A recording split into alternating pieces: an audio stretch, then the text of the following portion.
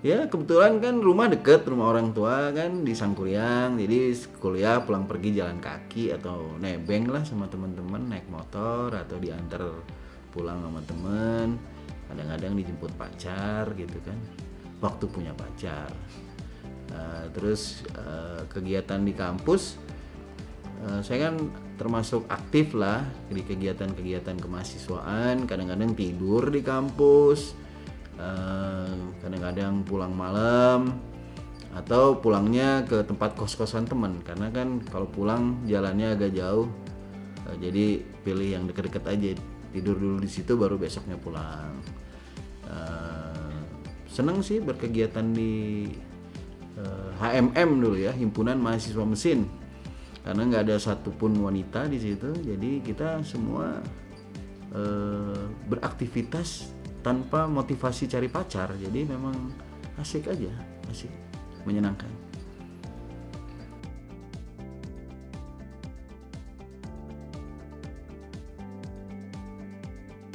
Ya, jadi saya setelah lulus pergi ke Amerika, sekolah S2 di sana, dibiayai ibu saya. Ibu saya jual tanah, kemudian saya berangkat ke Amerika. Setelah lulus pulang dari Amerika, saya sempat kerja sebentar di Jakarta, tapi kemudian mendapat kerja di Australia. Saya pergi ke Australia.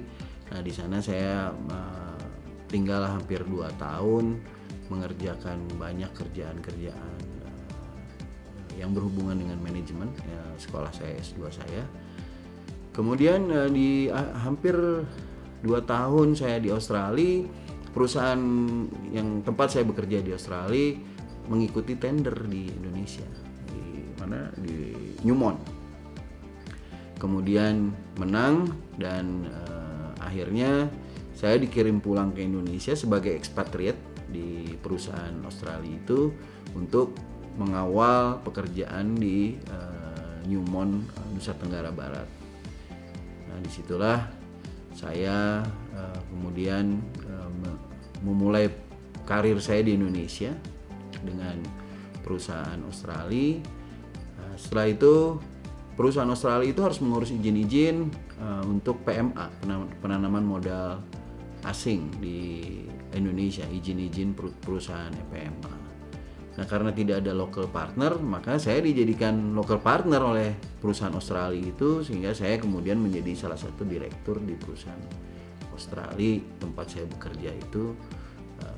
Kemudian saya mulai menjalani proyek besar di Batu Hijau ya, nama proyeknya waktu itu Batu Hijau. Nah, di Batu Hijau itu saya bekerja di perusahaan, awalnya di perusahaan Australia itu, kemudian di tengah-tengah itu saya mendapatkan proyek sendiri dan bekerja di perusahaan milik saya sendiri dengan kontrak ya kurang lebih waktu itu totalnya 50 juta dolar dan bisa saya selesaikan dengan baik proyek tersebut di tahun 98. Namun bersamaan dengan selesainya proyek itu Indonesia mengalami krisis moneter waktu itu tahun 98 akhir sampai tahun 99. Kemudian usaha saya yang tadinya saya bangun untuk mengerjakan proyek-proyek yang ada di Sumbawa tersebut, kemudian akhirnya harus gulung tikar karena memang sulit lah situasinya pada waktu itu. Nah, akhirnya saya hanya memiliki dana sedikit yang tersisa untuk kemudian memulai usaha baru. Saya sempat merenung waktu itu, saya mau kerja apa ya dengan uang yang tidak terlalu banyak. Waktu itu cuma sekitar 30-an juta lah, 35 juta lah mungkin uang saya itu. Setelah 2 bulan merenung, saya kemudian memutuskan untuk pergi ke Kalimantan. Nah, di sana saya putuskan untuk memulai usaha baru. Jadi saya berangkat dari Bandung naik kereta api ke Surabaya, dari Surabaya naik kapal laut ke Kalimantan. Sampai di Kalimantan ya agak bingung juga, nggak ada teman, nggak ada saudara, nggak ada kenalan, nggak ada siapa-siapa. Jadi saya sempat termenung lah di pelabuhan itu, berpikir apa yang harus saya kerjakan. Jadi keesokan harinya saya jalan-jalan aja, putar sana putar sini, cari informasi kira-kira apa yang bisa saya kerjakan. Setelah sekian lama akhirnya saya memutuskan mengerjakan apa yang saya lihat sedang sibuk beraktivitas, yaitu waktu itu adalah bisnis batu bara. Namun karena saya tidak punya background bisnis batu bara, waktu itu juga mau cek di Google nggak kayak sekarang ya, jadi susah lah kita mau tanya ke siapa, nggak ada juga yang harus dihubungi. Sehingga akhirnya saya memutuskan belajar bisnis batu bara dengan cara awalnya itu adalah beli kupon supir-supir truk. Jadi supir truk itu ketika ngangkut batu bara itu dibayarnya pakai kupon yang bisa dicairkan 5 hari kemudian atau seminggu kemudian. Nah, kupon itu saya beli.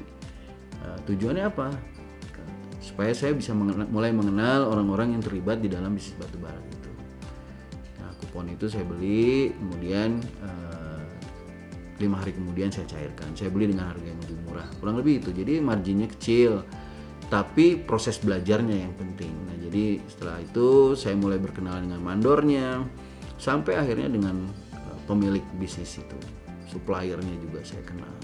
Karena sehari-hari saya tinggal atau beraktivitas di pelabuhan.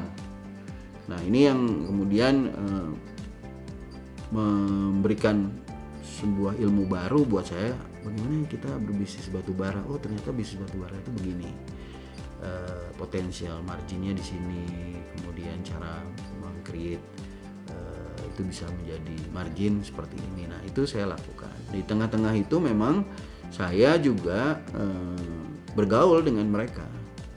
Saya sempat dibilang orang gila waktu itu, karena setiap ditanya sama orang-orang, dari mana, kenapa ada di sini, dulunya dari mana, saya bilang saya alumni ITB, S2 dari Amerika.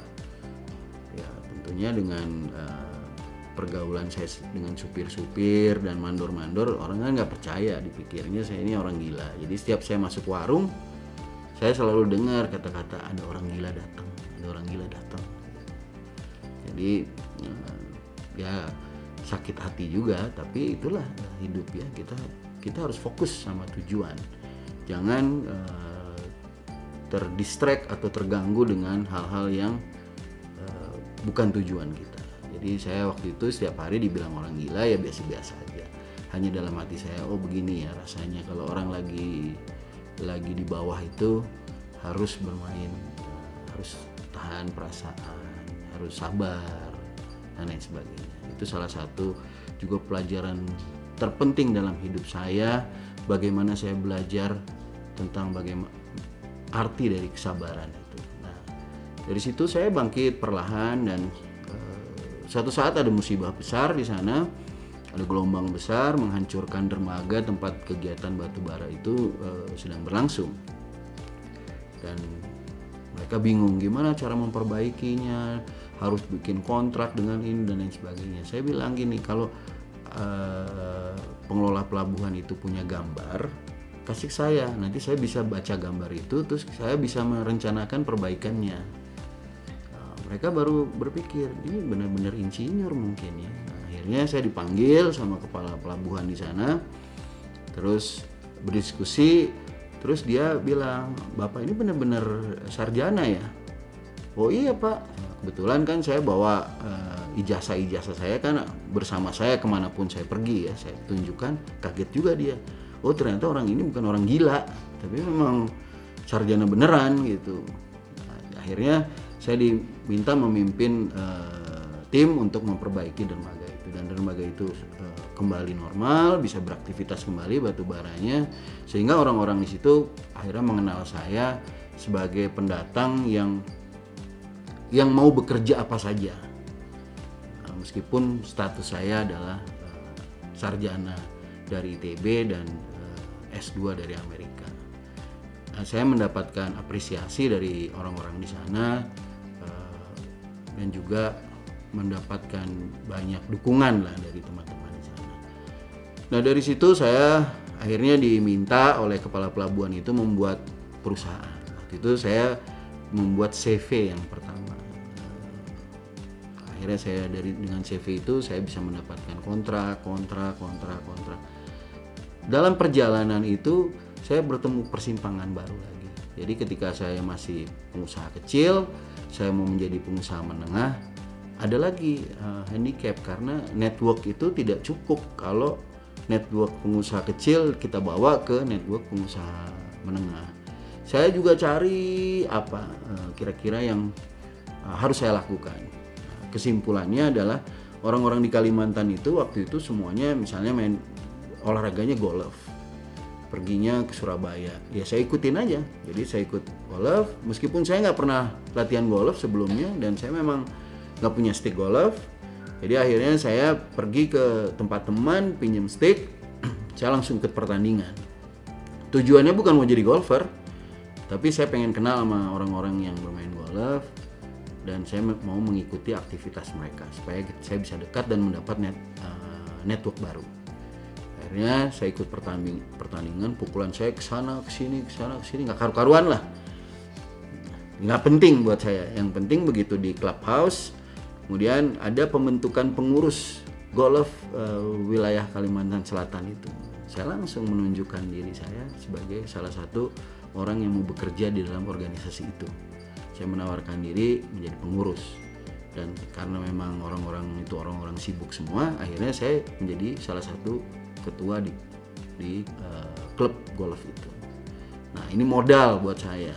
Kemudian saya kenal dengan orang bank, kenal dengan Kapolres, Kapolda, dengan Dandim, dengan semua pejabat-pejabat, bupati, wali kota yang ada di situ saya kenal baik karena saya melayani juga, Pak ada turnamen golf atau ada golf bersama. Kemudian saya karena banyaknya komunikasi itu sehingga saya mendapatkan banyak kepercayaan dan kesempatan.